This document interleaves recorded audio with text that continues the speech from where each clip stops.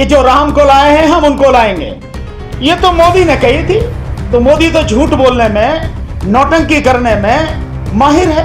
6 तारीख को एनडीए की मीटिंग में संसद के केंद्रीय कक्ष में एक बार मोदी ने नहीं बोला एक अकेला सब पर भारी। एक छाती पीट पीट के बोलता था ना, गायब। मोदी सरकार गायब। मोदी की गारंटी गायब। भैंस खोल ले जाएंगे गायब।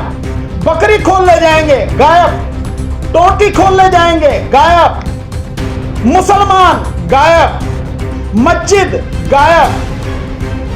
जो पैसे भर भर के आते थे, जो कि उसमें टेम्पो में पैसे भर भर के, बोरियों में पैसे आते थे कांग्रेस को, गायब। मंगलसूत्र गायब। तुम्हारी जो जमीन छीन लेंगे उनको दे देंगे मुसलमानों को, गायब। और ये ईवीएम से चुनाव नहीं होता ना तो इतनी जबरदस्त चपेट पड़ती कि 40 के नीचे पहुंचा देती जनता। इतना वोट दिया जनता।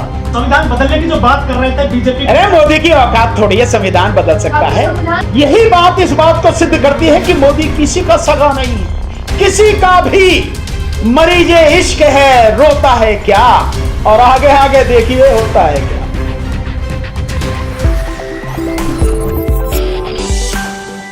देखिए ये जो बात कही गई थी ये लोगों ने नहीं कही थी कि जो राम को लाए हैं हम उनको लाएंगे। ये तो मोदी ने कही थी। तो मोदी तो झूठ बोलने में, नौटंकी करने में माहिर है। तो उसकी नौटंकी, उसका झूठ लोगों ने बता दिया कि भैया हमारे पे ये झूठ थोपने की जरूरत नहीं है। और विशेषकर अयोध्या के लोगों ने बता दिया, अयोध्या के लोगों की जिनके घर मकान तोड़े गए अयोध्या के विकास के नाम पर, जिनको तबाह कर दिया गया। ठीक इसी तरह से बनारस में जिस तरह से सैकड़ों की संख्या में मंदिर तोड़े गए, लगभग 3 मोहल्ले पूरी तरह साफ कर दिए गए, जहां 3 बड़े अच्छे मंदिर थे, बड़े नामी मंदिर थे, जिनको तोड़ा गया। तो अयोध्या, वाराणसी, चित्रकूट, ये लगभग पूरे देश में 10 स्थान हैं जहां जहां के लोगों ने सब बता दिया कि भाई ये जो तुम्हारा मुद्दा है, इस मुद्दे को यहां हम चलने नहीं देंगे।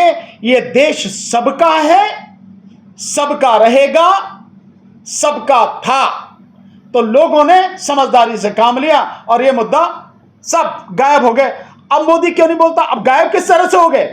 चलो सड़क पर से तो, होर्डिंग में से तो गायब हुए तो हुए, मोदी की जुबान से गायब हो गए।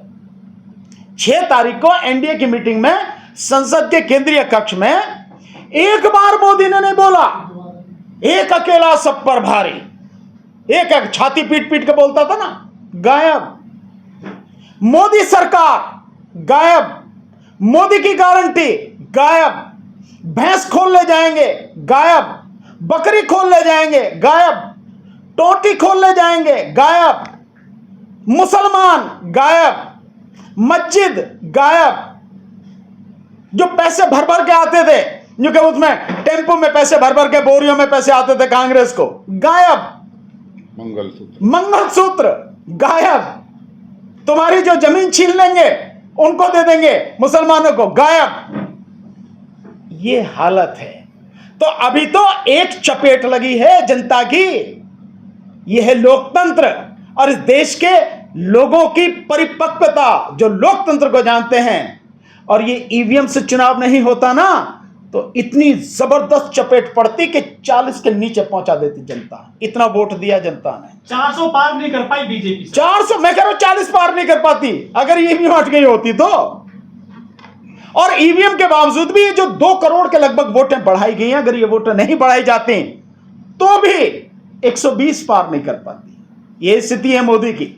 तो मुंह पे ताला लग गया ना। संविधान बदलने की जो बात कर रहे थे बीजेपी, अरे मोदी की औकात थोड़ी है संविधान बदल सकता है। संविधान को चूम रहे हैं। नहीं, इसका मतलब संविधान को चूमने का मतलब है कि उसकी बड़ी शैतानी निगाह संविधान पर है कि जब भी मौका मिलेगा उस संविधान को खत्म कर देगा। देश की जनता को सावधान रहना चाहिए। माथा टेक रहे हैं। माथा तो लेट गया, लंबा हो गया था। देखा था पहली बार जब आया था संसद की सीढ़ियों पर, लंबा हो गया था। तो संसद बदल दी। जिसके लंबा हो गया, जिसको छू लिया, जिसको माथा टेक लिया, समझ लो इसका जो है समय आ लिया। इस तरह का व्यक्ति है। इसलिए संसद बदल दी। लेकिन यस, इसीलिए संसद बदल दी। इसीलिए संसद बदल। लेकिन वो इस देश के संविधान की, इस देश के लोकतंत्र की और इस देश की जनता की ताकत को नहीं जानता है। अरे सर, अयोध्या के लोगों ने वोट नहीं दिया बीजेपी को, वहाँ हिंदू नहीं है। नहीं, बताए जा रहे तमाम आरोप लग रहे हैं कि वो भाई इससे ज्यादा मैं समझता हूं इस देश के हिंदुओं का, इस देश के उन लोगों का जिन्होंने अब तक इन्हें जिताया, उससे बड़ा अपमान क्या होगा। यही बात इस बात को सिद्ध करती है कि मोदी किसी का सगा नहीं है, किसी का भी। सत्ता के लिए वो कुछ भी कह सकता है। राम का नाम गायब हो गया, गायब। जय श्री राम गायब हो गया। 1 घंटा 12 मिनट 25 सेकंड का भाषण और राम नहीं कहीं उसमें। अब कौन आ गए? जगन्नाथ। एक राम तो जीत गया ना मेरठ से। कौन से? वो राम भी बेईमाने से जीत गया। ईमानदारी से होता तो उसे अपनी जमानत बचानी भारी पड़ जाती। किसकी बात कर रहे हो आप? मैं जानता हूं किस तरह से जीता, क्या कहा। सर असली हिंदू तो मध्य प्रदेश में है, सारा वोट दे दिया है। अयोध्या में तो उन्होंने जो धोबी है उन्होंने हराई है बीजेपी। भैया कहीं भी कह लो असली हिंदू कहाँ है कहाँ नहीं है, पर मैं इतना जानता हूं कि मध्य प्रदेश में, छत्तीसगढ़ में, दिल्ली में, हिमाचल प्रदेश में और साथ में तेलंगाना में, साथ में उड़ीसा में जो ये जीत मिली है ना, इस जीत के पीछे कोई ना कोई हेरा फेरी है, अन्यथा मिल नहीं सकती। जो मैंने आपको बताया ना आंकड़ा, जो 2 करोड़ वोट बढ़ाए गए, मैं उसके हिसाब से आपको बताता हूं, आपको समझ में आ जाएगी क्या कहानी है। ये बहुत जरूरी है आपके सामने। ये जो 4 राउंड की गिनती के बाद, वो 4 फेज के चुनाव के बाद में जो आंकड़ा बढ़ा, जिसमें बताया गया कि 6.1% वोट, 6% से ज्यादा वोट बढ़ा, उसमें फर्स्ट फेज में जो वोट बढ़ाई गई, वो वोट बढ़ाई गई 18,60,000। सेकंड फेज में जो वोट बढ़ाई गई 32,20,000। थर्ड फेज में जो वोट बढ़ाई गई 22,10,000 और फोर्थ पेज में जो वोट बढ़ाई गई 33,90,000।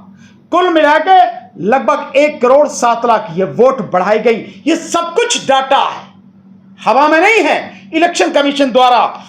और इसी में जो वोट बढ़ाई गई, असम में जो वोट बढ़ी, इसके हिसाब से जो कैलकुलेट करके सारा आया, असम में जो वोट बढ़ी 28,000 वोट प्रति कॉन्स्टिट्यूएंसी बनी, पार्लियामेंट्री कॉन्स्टिट्यूएंसी 28,000।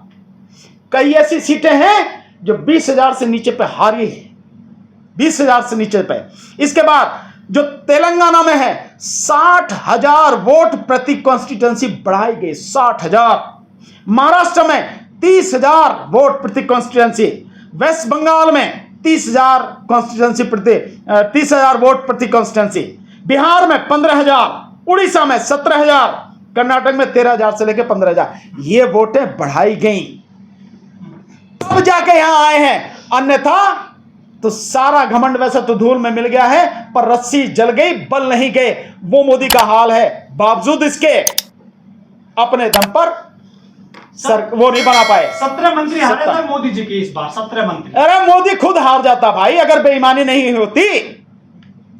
क्या है मोदी? बेईमानी हुई तो स्मृति ईरानी क्यों आ रही? हाँ, स्मृति ईरानी हारी, बिल्कुल निश्चित रूप से। वहां करने नहीं थी ना बेईमानी। अब आप लगा लीजिए कि कितनी जबरदस्त है, पब्लिक का विरोध कितना जबरदस्त है। 2 हिंदू कट्टरवादी महिला बिहार में, नवनीत राणा और मधुलता है वहां की पतंग काटने वाली, माधवी लता। वहां की जनता को धन्यवाद, ये चला रही थी। तेज ला रही थी ना। वहां की जनता को, वोटरों को धन्यवाद कि ऐसे लोगों का घमंड चूर चूर करना जरूरी था। तो क्या हिंदू कट्टरता नहीं चलेगी चुनाव में? अब कायम है चुनाव में हिंदू कट्टरता। यहां धर्म के नाम पर कट्टरता कोई बर्दाश्त नहीं करेगा। यहां सबसे जरूरी है लोगों को रोजी रोटी मिले, रोजगार मिले, इस देश में सुख और शांति मिले। अब महंगाई आसमान छू रही है, रोजगार खत्म कर दिए, नौकरी खत्म कर दी, आरक्षण खत्म कर दिया, बेरोजगारों की भारी भीड़ है। और आप मजे ले रहे हो और जनता को मूर्ख समझ रहे हो। तो ऐसा नहीं होता। काशी मथुरा तो बाकी नहीं चलेगा भाई। इस देश की जनता इस बात का निर्णय करेगी, जैसे आपके कर दिया।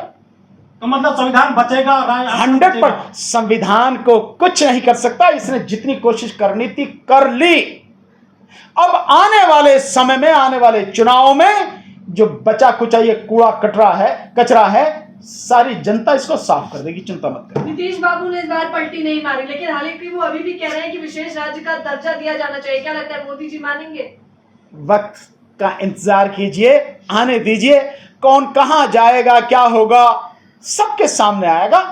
मुझे पक्का विश्वास है 10 दिन में, महीने में, 2 महीने, 4 और 6 महीने में, आखिर में इस देश में सरकार इंडिया गठबंधन की ही बनेगी। आने दो, मरीजे इश्क है, रोता है क्या, और आगे आगे देखिए होता है क्या, चिंता न करो। मोदी जी की तानाशाही अब कम हो जाएगी। मोदी की तानाशाही खत्म, हमने तो तब भी नहीं चलने दी उसकी, अब क्या है, खत्म।